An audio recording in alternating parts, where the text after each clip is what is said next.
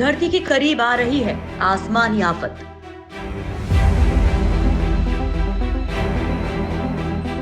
चालीस 40,000 किलोमीटर की रफ्तार से बढ़ रहा है खतरा।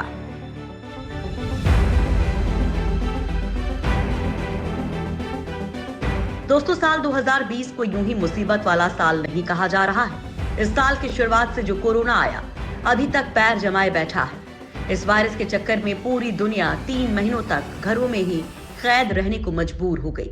लोग कोरोना से बचने के लिए मास्क लगा रहे हैं, सोशल डिस्टेंसिंग कर रहे हैं। कोरोना से बचने का यही एक रास्ता है। लेकिन कोरोना के अलावा एक और मुसीबत है जो इस साल लगभग हर दूसरे महीने दुनिया के सामने आकर खड़ी हो जाती है। ये एक ऐसी मुसीबत है जिससे बचा भी नहीं जा सकता है और ना छुपा ही जा सकता है। ये समस्या है अंतरिक्ष से आने वाले उल्कापिंड या एस्ट्रॉयड। इस साल अभी तक धरती के करीब ऐसे कई खतरनाक एस्ट्रॉयड गुजर चुके हैं। इसी बीच एक और खतरा 40,000 किलोमीटर प्रति घंटे की रफ्तार से धरती की तरफ बढ़ रहा है। हालांकि इसका आकार महज 11 मीटर है और अगर ये धरती की तरफ आया भी तो टक्कर से पहले ही वायुमंडल में घुसते ही जल जाएगा।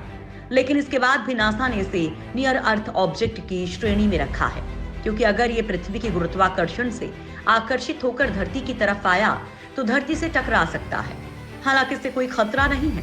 नासा के मुताबिक एस्ट्रॉयड इसी हफ्ते पृथ्वी के करीब से गुजरेगा। इसकी धरती से दूरी धरती और चांद के बीच की दूरी के बराबर होगी। इससे धरती को कोई नुकसान होने की आशंका नहीं है। ये धरती के बाद मरकरी और वीनस की ओर जाकर धरती के पीछे से वापस निकलेगा और फिर मंगल की ओर निकल जाएगा। 2 नवंबर को भी धरती के करीब से गुजरेगा एस्ट्रॉयड। अमेरिका में होने वाले राष्ट्रपति चुनाव से ठीक पहले एक एस्ट्रॉयड धरती की तरफ आ रहा है। हालांकि इसके धरती से टकराने की आशंका नहीं है, लेकिन अगर आखिरी वक्त पर ऐसा होता भी है तो घबराने की कोई बात नहीं है। अमेरिकी अंतरिक्ष एजेंसी ने साफ किया है कि एस्ट्रॉयड का आकार छोटा होने के चलते नुकसान की आशंका नहीं है। एस्ट्रॉयड 2018 VP1 के अमेरिकी चुनाव से ठीक पहले यानी कि 2 नवंबर को धरती के पास से गुजरने की संभावना है। नासा ने बताया कि एस्ट्रॉयड का व्यास 0.002 किलोमीटर यानी लगभग 6.5 फीट है, इसलिए ये धरती से टकराता भी है तो भी ज्यादा नुकसान नहीं होगा। इस एस्ट्रॉयड को पहली बार 2018 में कैलिफोर्निया में पालूमर ऑब्जर्वेटरी में खोजा गया था।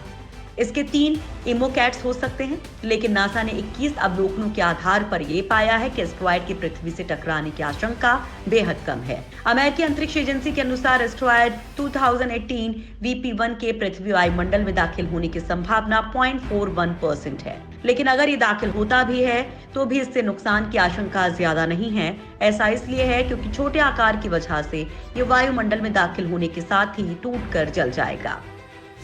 तबाही बनकर अंतरिक्ष में घूमते हैं एस्ट्रॉयड।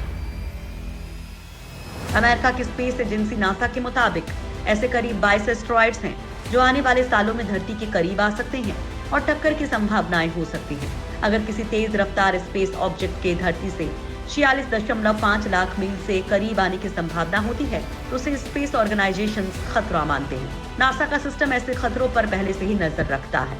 इसमें आने वाले 100 सालों के लिए फिलहाल 22 ऐसे एस्ट्रॉयड्स हैं जिनके पृथ्वी से टकराने की थोड़ी सी भी संभावना है।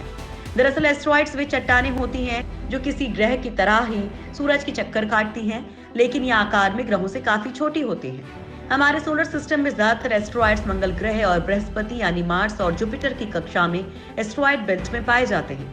इसके अलावा भी ये दूसरे ग्रहों की कक्षा में घूमते रहते हैं और ग्रह के साथ ही सूरज का चक्कर काटते हैं। करीब 4.5 अरब साल पहले जब हमारा सोलर सिस्टम बना था, तब गैस और धूल के ऐसे बादल जो किसी ग्रह का आकार नहीं ले पाए और पीछे छूट गए, वही इन चट्टानों यानी एस्ट्रॉयड्स में तब्दील हो गए। यही वजह है कि इनका आकार भी ग्रहों की तरह गोल नहीं होता। कोई भी 2 एस्ट्रॉयड एक जैसे नहीं होते। आपने कई बार सुना होगा कि एवरेस्ट जितना बड़ा एस्ट्रॉयड धरती के पास से गुजरने वाला है तो कभी फुटबॉल के साइज का एस्ट्रॉयड आने वाला है।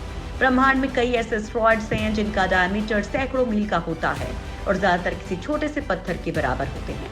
जैसे इसी साल 28 अप्रैल को एक एवरेस्ट जितना बड़ा एस्ट्रॉयड धरती के करीब से गुजरा था। इसके अलावा मई महीने में भी बुर्ज खलीफा जितना बड़ा एस्ट्रॉयड धरती के पास से गुजरा था।